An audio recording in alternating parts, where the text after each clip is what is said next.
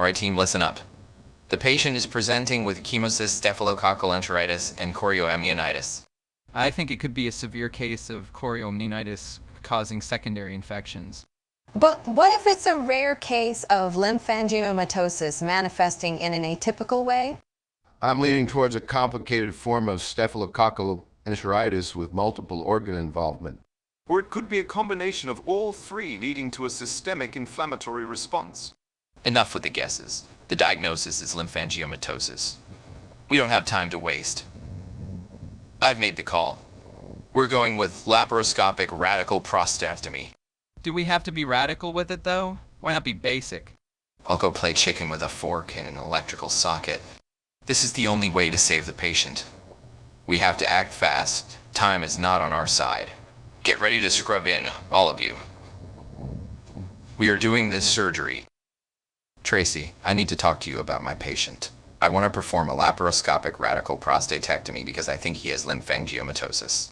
Hawks, are you sure about this? You've been wrong before with your diagnoses. Wrong before. Tracy, I've been doing this for years. I know what I'm doing.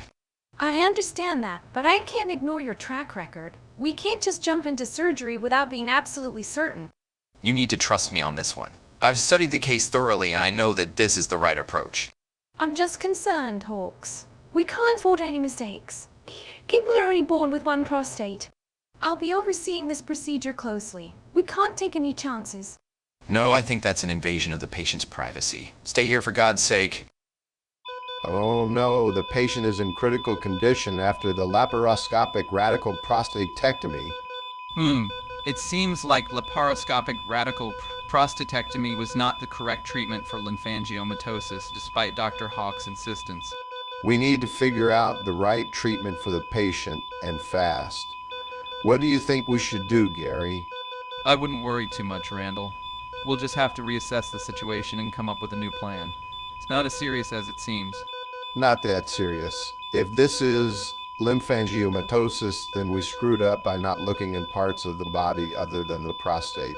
Maybe the periscope gave too much of a good feeling for the patient, and that's why they're alarming.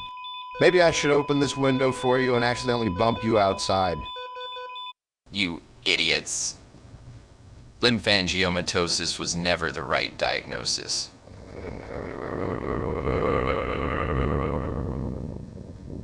And laparoscopic radical prostatectomy was a ridiculous treatment choice. But Dr. Hawks, what do you think the correct diagnosis is then? It was your idea, Hawks, you jackass. Tell us, Hawks, what should we have done instead? Please, give us some guidance on how to proceed from here. You imbeciles wouldn't understand the correct diagnosis if it hit you in the face. Figure it out yourselves. I told you the periscope was too pleasurable for the patient. Periscope, pleasurable. Are you stupid? Yeah, Gary, you were supposed to use a periscope, not periscope. Is there that much of a difference? Let's just say one of those fits inside a tight space is better than the other, and I now think we know why the patient is in critical condition. My brain is in critical condition. I'm out. Screw each and every one of you. Used periscopes are unsanitary. Jesus Christ, Gary, shut up! So, how are things going in the oncology department, Johnson? Quite well. Actually, most of my patients are responding positively to the treatments. It's really rewarding to see them improving. That's good to hear. I've been focused on this one puzzling case lately. The symptoms are all over the place. Really? What kind of symptoms are you dealing with? Well, the patient has been experiencing malaise. Malaise? Did they contract that from Jimmy Carter? Oh, real funny. Actually, I think I just figured it out.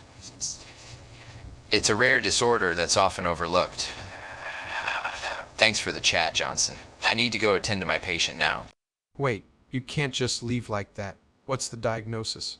Sorry, but duty calls. I'll catch up with you later, Johnson.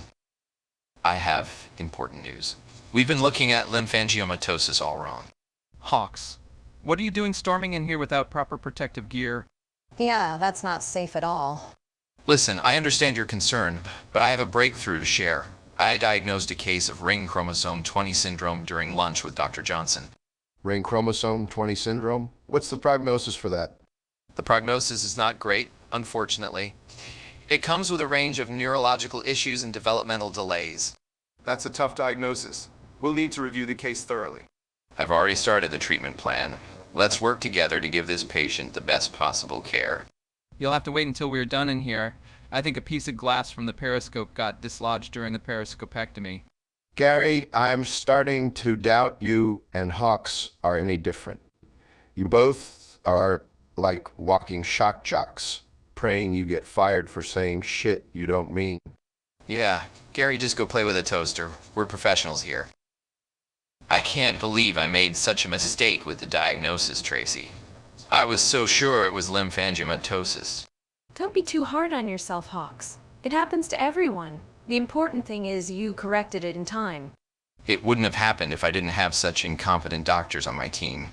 Hold on, Hawks. You were the one who made the initial diagnosis, remember? Well, maybe if my doctors were literate and didn't confuse laparoscope for periscope, the patient would have a much comfier ride home. Oh dear God, that better not mean what I think it means. I'm afraid it does. The patient is getting more action than you these days.